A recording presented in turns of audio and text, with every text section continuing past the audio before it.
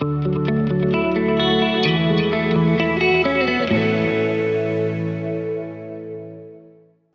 to Valufication of Things, your one-stop podcast on the discussion of value, and especially business value.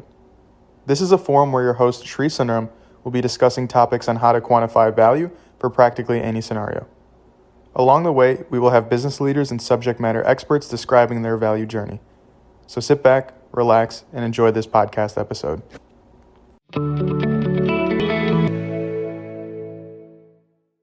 Welcome to the premiere episode.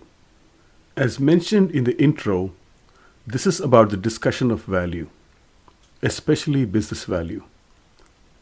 Let me frame up today's episode for you.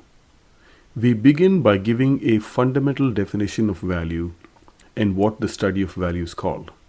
Then we define valufication in the context of this podcast.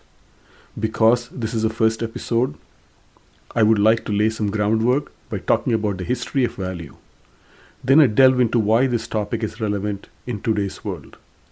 What makes quantification of value sometimes very difficult? Finally, we round out today's episode by breaking down the components of a good value modeling framework. Before we begin to discuss this subject, it is important to agree on a working definition of value. Obviously, various definitions of value exist. In fact, value is such a subjective aspect that more often than not, it is in the eye of the beholder. So what then is the definition of value? Merriam-Webster Dictionary gives the following definition of value: the amount of money that something is worth, the price or cost of something, something that can be bought for a low or fair price. More formally speaking, the study of value is called Axiology. It is a branch of philosophy that studies the nature of value, values, and valuation. It is concerned with questions about what is good, what is valuable, and why things have value. Axiology seeks to understand the nature of values and the criteria for determining what is valuable. Axiology is closely related to ethics, as it explores questions about what is good and right in the world. However, while ethics focuses on the question of morality and the obligation of individuals and organizations, axiology is more focused on the nature and justification of values and value systems. In the context of business, axiology can be used to explore how to help organizations determine how to measure and communicate the value they create for their stakeholders.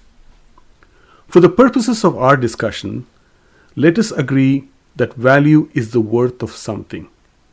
When quantified, it can be measured in currency. When it's not able to be quantified, value can be measured in terms of the goodwill it generates. Obviously, we cannot measure goodwill in absolute terms, but we can certainly measure it in relative terms, based on a benchmark of sorts. Then the next ambiguity that we need to resolve is the something. In the context of this discussion, it's an activity or a service that is provided to the receiver. Given that background, I define valufication thusly. It is the measurement of value for any activity or service. The value can either be quantifiable, which means the amount of dollars that can be exchanged in return for an activity or service, or it can be intangible, the amount of goodwill that is generated as a result of an activity. From a practical perspective, it is expected that all goodwill generated will result in something tangible for the value creator. For instance, better customer relationship will result in increased business in the future. Employee satisfaction used to be another example of an intangible value. Companies at one time did not know how to quantify the value of satisfied employees and used to call it soft benefits. But with the advent of powerful workplace analytics, employee satisfaction is now indeed a quantifiable asset for the company. Now that we have established the definition of valufication, let us also provide color to the meaning of thing. Given that this podcast is called Valufication of Things, it will serve us well to contextualize what the thing is. A thing could be an activity, service, business initiative, project, innovation idea, new product or service idea, or some sort of an offering. Now that we have established the definition of valuification of things, let's spend some time on the history of value. The history of value can be traced back to ancient civilizations where value was primarily determined by the cost of goods and services and the exchange of goods and services between individuals and groups. In many ancient cultures, value was often linked to religious or spiritual beliefs and was often associated with the concept of use value or exchange value. During the Middle Ages, value was primarily determined by the labor put into a product, known as the labor theory of value. This theory held that the value of a product was directly proportional to the amount of labor put into it. During the 18th and 19th centuries, the Industrial Revolution led to the development of new forms of business and new ways of determining value. The rise of capitalism and the growth of the stock market also led to a greater emphasis on financial metrics, such as profits and shareholder value as a way of measuring value. In the 20th century, economists such as Adam Smith and Karl Marx developed more complex theories of value, with Smith emphasizing the role of supply and demand in determining value, and Marx arguing that value was ultimately determined by the amount of labor put into a product. In recent years, there has been a renewed focus on value, driven by the changing economic and social landscape. Many companies have started to broaden their definition of value to include not just financial value, but also social and environmental value. This has led to the development of new metrics and frameworks to measure value in these areas. In addition, the advent of technology and the internet has enabled a wide range of goods and services to be traded and has made it easier to access information about the value of goods and services, which can help people make more informed decisions about what they buy. So in this opening episode, let's ask the question, why devote an entire podcast to value? It shouldn't be all that difficult, right? Most of us already make reasonable financial decisions in both our personal as well as our professional lives. So why do we need to discuss this? It is because while most of us can recognize a thing that is valuable, we have difficulty expressing it in absolute terms. That is, we find it hard to quantify value, especially in a multidimensional, complex scenario. We also find it difficult because benchmarks and KPIs do not always exist. Due to this, we are hesitant to go up in front of top management and explain the basis of value proposition. In future episodes, we'll discuss how business leaders have been able to mitigate the lack of available data. Quantifying value can be difficult for several reasons. I will name 5. The first reason is subjectivity. Value is often subjective and can be perceived differently by different people or groups. For example, one customer may place a high value on convenience, while another may value low prices more. The second reason why quantifying value is difficult is due to the multiple dimensions and complexity of the value scenarios. Value can be created in many different dimensions, including financial, social, and environmental. And each of these dimensions may be difficult to quantify. For example, how do you put a monetary value on the impact a company has on the environment?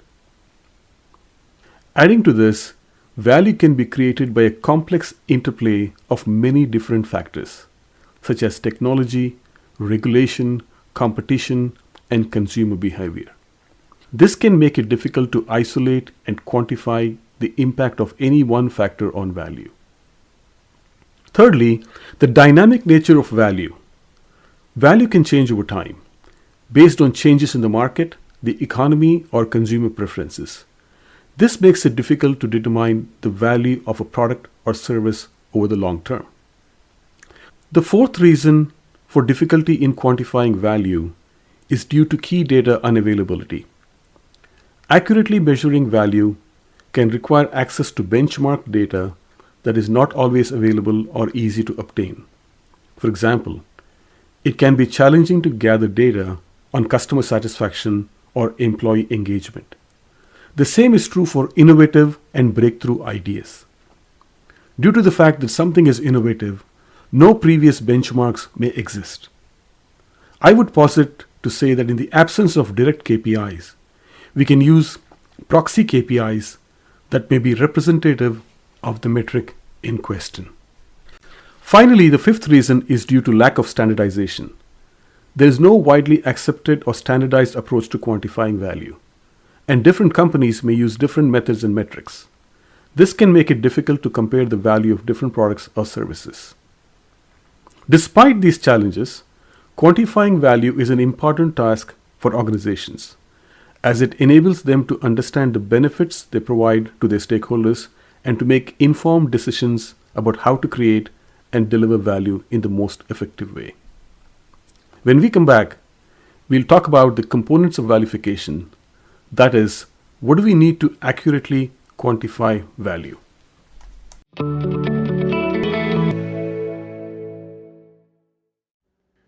This episode of Valufication of Things is sponsored by Valufy.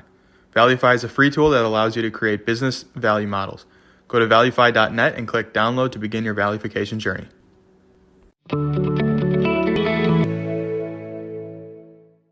Let us now talk about the components of valufication. That is, developing a value case, especially a business value case. A value model usually consists of the following areas: benefits, costs, and risks. Why? Because value can be considered as the balance between benefits, costs, and risks. This is a common way to quantify and communicate the value of a product, service, or experience. Benefits refer to the positive outcomes or rewards that a stakeholder experiences from using the offering. I recommend that the benefit set be organized into logical groupings. For example, operational benefits such as improved productivity or efficiency, personnel-related benefits such as enhanced employee experience, and financial benefits such as improved revenue, increased profitability, etc. I call these benefit groupings as benefit levers, which then can have one or more benefit metrics that need to be calculated.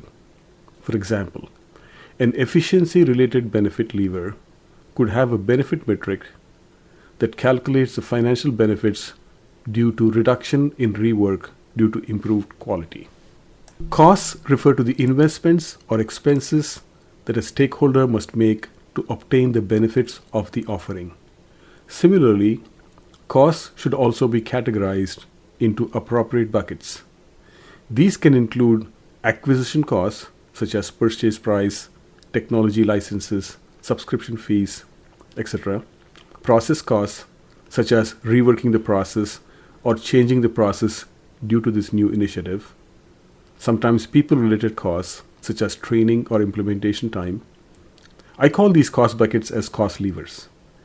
Each of the cost levers will then consist of one or more cost metrics that directly calculates the financial costs of implementing the project in question. Risks refer to the uncertainties or potential negative consequences that may arise from using the offering. These can include technical risks, such as system failures or data breaches, financial risks, such as cost overruns or reduced returns, and sometimes reputational risks, such as negative publicity or loss of customer trust.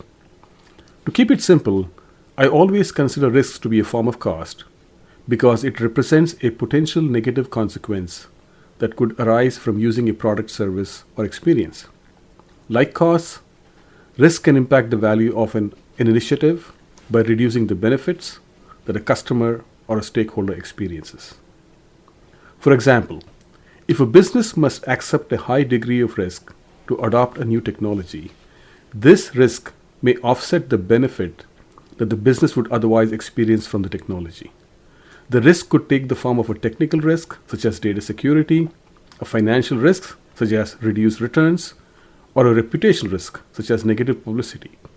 In some cases, risk may also increase the direct cost of using the offering, such as by requiring additional investments in security or mitigation measures. To summarize how we quantified or developed a value model, a value model, or what we call as valification, consists of benefit and cost levers, each of which will consist of benefit and cost metrics respectively. I want to remind you that inside of the cost levers are both the cost aspects as well as the risk aspects, which have been converted into costs. Each of the metrics in the benefit levers and the cost levers will then need to be appropriately calculated using the relevant KPIs and benchmarks. The net benefit is then projected over an evaluation period to arrive at the NPV, the net present value, and the IRR, the internal rate of return, to determine the business viability of the project. Typically, the evaluation periods could be 3 years, 5 years, 10 years, or sometimes even 20 years. Check out my latest post on my blog valufication.com for an example of a value model. One of my posts discusses the creation of a value model for ESG, and all of the components that we discussed earlier are incorporated in there.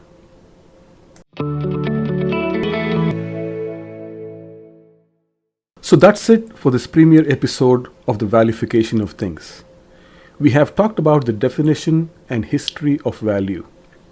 I have defined what valufication means. I have even defined what the thing means.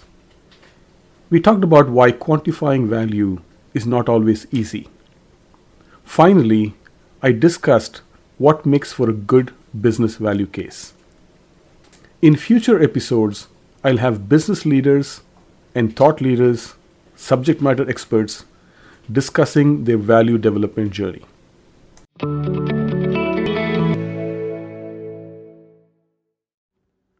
Thank you for listening to this episode of Valufication of Things. I hope you enjoyed it and learned something new. If you did, please share this episode with your friends and family, and don't forget to leave a review. We're always looking for ways to improve and bring in the best content possible. If you want to be featured on this podcast, please drop us a line at podcast@valufication.com.